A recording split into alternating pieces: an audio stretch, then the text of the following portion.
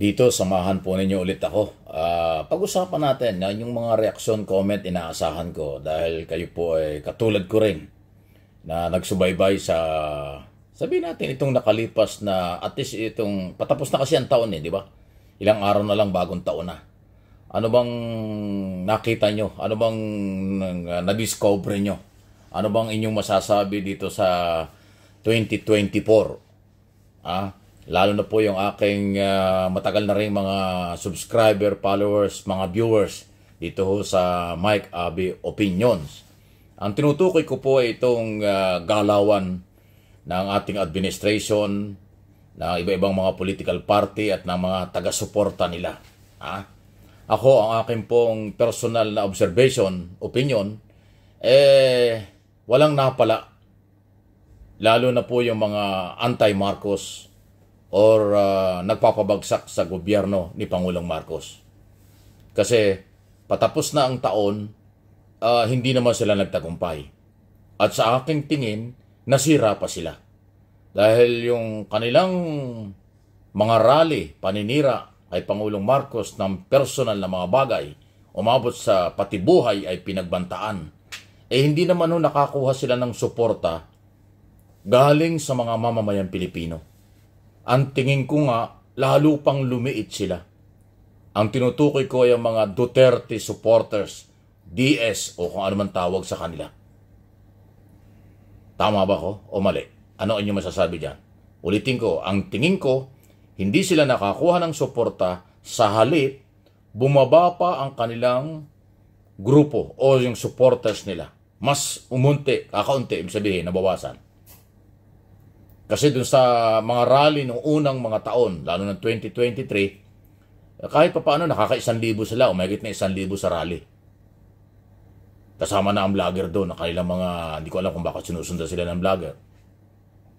Pero after ng pumutok, ang mga di umano ay human rights violation, pang-aabuso sa kapangyarihan, paglabag sa mga batas, at naging biktima yung mga sibilyan ng Duterte administration na expose sa mga investigasyon, expose, mga balita, yun ang dahilan kung bakit nabawasan ang kanilang mga taga-suporta. Dahil naniwala, maraming nagsisi na mga bumoto sa mga Duterte. Hindi lang kay Duterte, dating Pangulong Duterte, nagsisi rin sila sa sumuporta kay Sara Duterte. Dahil si Sara Duterte masyadong nagpakilala at nakilala yung kanyang attitude, yung kanyang mga statement, ang kanyang mataas na pride, kahit siya may pangailangan, siya pa yung nagmamalaki, kahit siya ang may kailangang ipaliwanag sa bayan, siya pa yung matapang kaysa mga otoridad. Hindi po yun katanggap-tanggap talaga. So kitang-kita at lumutang sa publiko dito at sa buong mundo kung anong pagkatao ng mga Duterte, ano ang kanilang ginawa, ano ang kanilang style ng management, ano ang kanilang ipinaglalaban.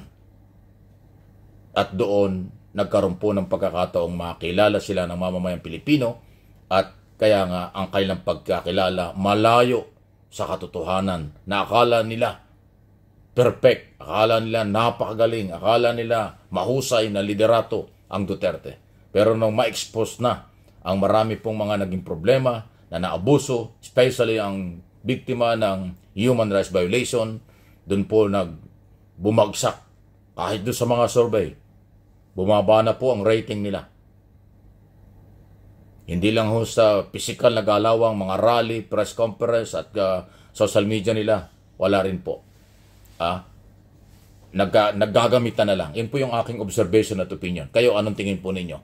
At ako naniwala, dahil yung style ng management ni Pangulong Marcos na hindi rin naman ako kontento 100% na siya ay masyadong mabait, masyadong mapagbigay kasi hindi kasi ako ganun Kailangan kasi binibigyan ng leksyon, binibigyan ng pananagutan, panagutin sa mga batas ang umaabuso. Kasi yung ginagawa ng mga followers ni Duterte kay Pangulong Marcos talaga hong paglabag na sa batas. Nandiyan ang cybercrime law, nandiyan ang mga regular na mga batas tungkol sa libel, nandyan po yung mga batas na pwede mo nang gamitin para kasuhan ng sedisyon, inciting to sedition o iba pang mga kaso. Dapat ginagawa yan under President Marcos. Although si Pangulong Marcos nagsalita na ayaw niyang palampasin yan. Pero hindi sapat yun eh.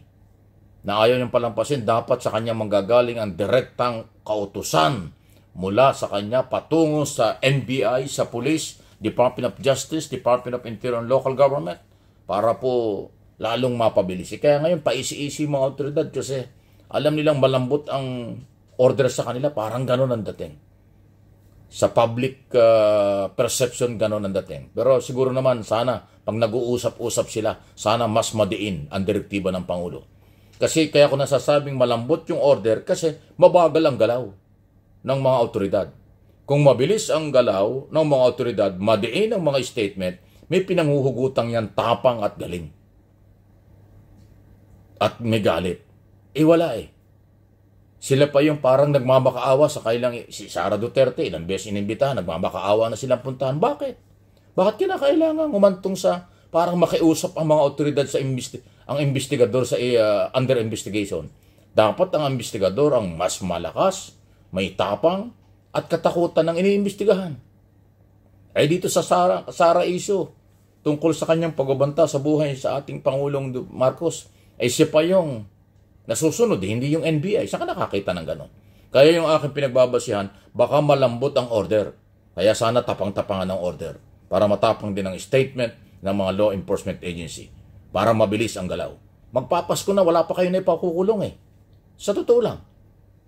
Patapos na ho ang taong ito. 2 taon na kayong sinisiraan ng personal ng mga followers ng mga anti-Marcos. Wala pa kayong na ipakukulong. Although may mga kinasuhan na. Pero dapat may maipakulong. Ayun naman kay Buloy, ibang issue naman yun eh. Hindi naman political issue yung kay Buloy. Personal yun kasi ang complainant ay mga biktima niya. Walang kinalaman sa politika yung kay Buloy. Siya lang ang nagsinit ng politika pero hindi pang politika yung kanyang kinakaharap na sexual abuse, harassment at qualified human trafficking. Iba yon. Pero yung mismong supporters, followers at mga Duterte, wala pang naipapakulong. Kung wala, kung wala kayong kaso, i-file yung kaso. Kung walang ebidensya, i-file yung kaso para ma-dismiss na. Kung meron naman kayo ebidensya, i-file nyo para naman humalaman natin kung anong mangyayari. Hindi yung parang hanggang banta, hanggang warning, hanggang investigasyon, hanggang press conference lang, hanggang mga statement lang. Hindi po doon nakukuha ang katarungan. Kailangan gumana ang batas.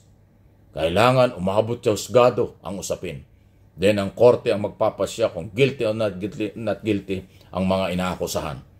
Sa sedition case, libel case, criminal cases, at mga corruption, anti-graft na issue tungkol sa paggamit ng pera ng bayan. Ganun po dapat eh. Ayaw ko namang, akin naman dito hanggang paalaala lang at observation lang. Wala naman tayong otoridad ipatupad dito. Ang gobyerno pa rin under President Marcos at kanyang mga kasamahan ang laking tinatawagan ng pansin. Bilis-bilisan naman ninyo, patapos na ang taon. Pagpasok ng bagong taon, ganito pa rin tayo? Pipersonal na naman kayo, tapos drama-drama lang naman, paulit-ulit na lang ang drama at personalan. Kailangan may kasuhan at ipakulong. Para naman ho, makita at maipakita na sa buong mundo na ang Pilipinas may mga batas na malalakas at batas na dapat katakutan ng kahit sino. Hindi yung parang naglalaro lang kayo eh. Bilis-bilisan lang po ninyo. Please like, share, at subscribe dun sa hindi pa. Especially dito nga po sa Mike Abe Opinions.